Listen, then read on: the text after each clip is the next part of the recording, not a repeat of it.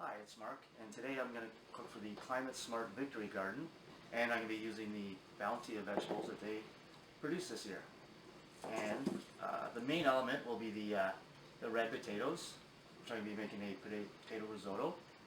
Not your traditional risotto, so I'll use that risotto in quotation marks. We'll be using I'm going to make a corn and pepper salsa on top, and a squash puree on the bottom. And for the most part, I'll be using just the vegetables they produce. A couple little supplements that I added to round out the dishes, but that is essentially what I'll be using. And so we're going to get started now. Okay, so now we're going to start actually cooking the potato risotto with the squash puree. So I will start with, when you're doing the risotto, it won't take much, probably about 15 minutes to do from beginning to end. So what you do is you roast your squash first, get that ready, which I'll show you how to do. I already have the squash in the oven ready to go, but I'll show you the method as to roasting it. Alternatively, you could also boil the squash, but again, you want more flavor in it, so roasting would add a little more flavor, but again, it's not necessary.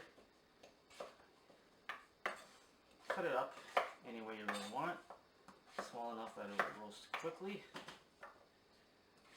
into big chunks. In a bowl.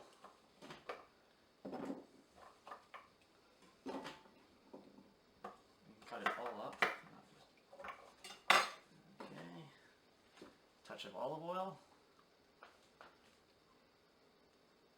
Salt. Always salt. And you'll see I salt it pretty much every stage of cooking. And you can control the salt that way, and then the salt brings out the flavor of every vegetable or protein or whatever you happen to be cooking. In this case, I'm going to use some thyme. You could use rosemary or any other herb that you may have kicking around your house. Again, just marinate it. Throw it in the oven, 350, 375. Today I'm doing 375. I have it in the oven. I'll show it to you before we actually blitz it up in the blender. So I also threw some garlic in there. Again, you can do garlic, you can do garlic, you can do whatever you want. And then, so while that's ready to go, I'll start the risotto. So a fairly hot pan, olive oil, veg oil, again, whatever you want. I'm using olive oil today. We're going to start with some onions. So it's somewhat like a traditional risotto, minus the actual rice. And you want some color. Okay. Now, in goes the potato. I've got some color on the onions. So I'm going to add the potato now at this point. Yeah, so I just diced them up, pea size.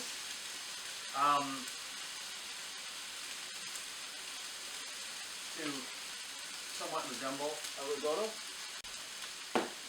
Nice and small. It'll cook fairly quickly this way. And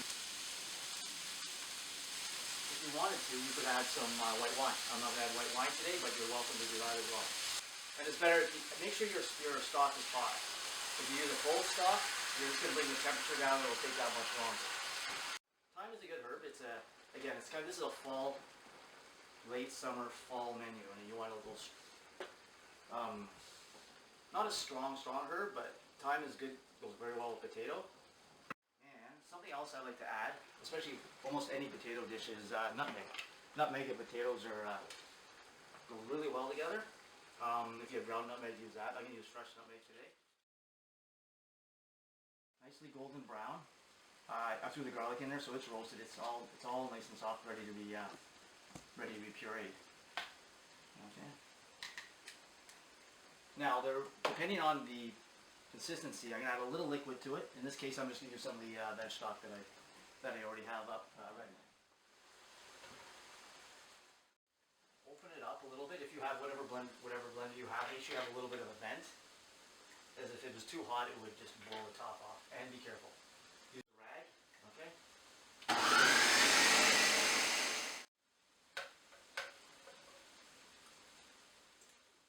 Pretty much the consistency I would like.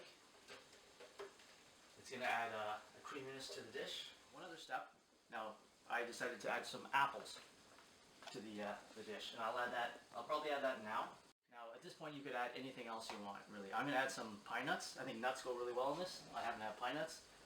So I'm gonna add some pine nuts. You could add walnuts, whatever you happen to have. You can add that. Again, the apple, I'm gonna cut the same size as the potato. The apple goes in there. Last minute.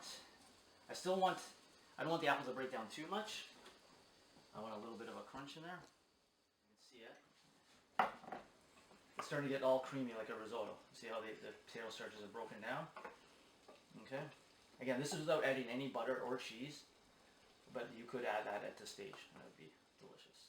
I provided corn and green peppers this year, and some green onion. So I incorporate that into a little garnish for the dish as well. Corn, I grilled the corn. Okay. How did you grill it? I grilled it. I just put a little bit of smoked paprika and salt. Okay. Now the reason for grilling it and adding the smoked paprika, that's again goes back to the other flavor elements.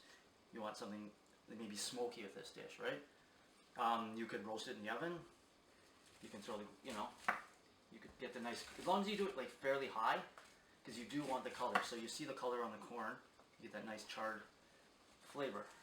And I added smoked paprika as well. If you don't have smoked paprika, you can add just paprika. You can add chili powder if you want a little spice to it. Salt, pepper always. Okay. Cut it off like that. Okay. So the corn salsa, it's got the corn, the peppers, the green onions, all from the garden, and I added a little bit of cilantro.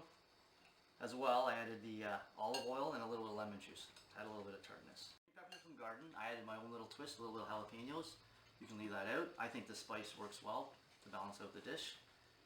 So here we have the final dish. I started with a squash puree on the bottom.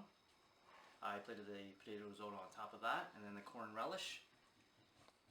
And then the final part was the potato chips, which we used the Harvest red potatoes. We used an air fryer in this case, and that worked out perfect. You can also use a deep fryer or whatever else you have, or just you don't have to do that. But it does add a nice crunch to the dish. As well, I also made a beet green oil. So the garden supplied us with beet greens, and I didn't know really how to incorporate that. So I made an oil, which was essentially just blanching the beet greens, and you buzz it up with some olive oil or veg oil, whatever you have, and just let it strain. Ideally through a cheesecloth, and that you get rid of everything but the oil. And add just a little color. Doesn't add tons of flavor, but it kind of looks pretty on the plate if you want to be all, again, if you want to be all like chef-y or restaurant-y, you can just do that. It looks nice. And you used everything from the garden, which essentially is what the point of this was, for me, is all the elements. And essentially that's what you end up with.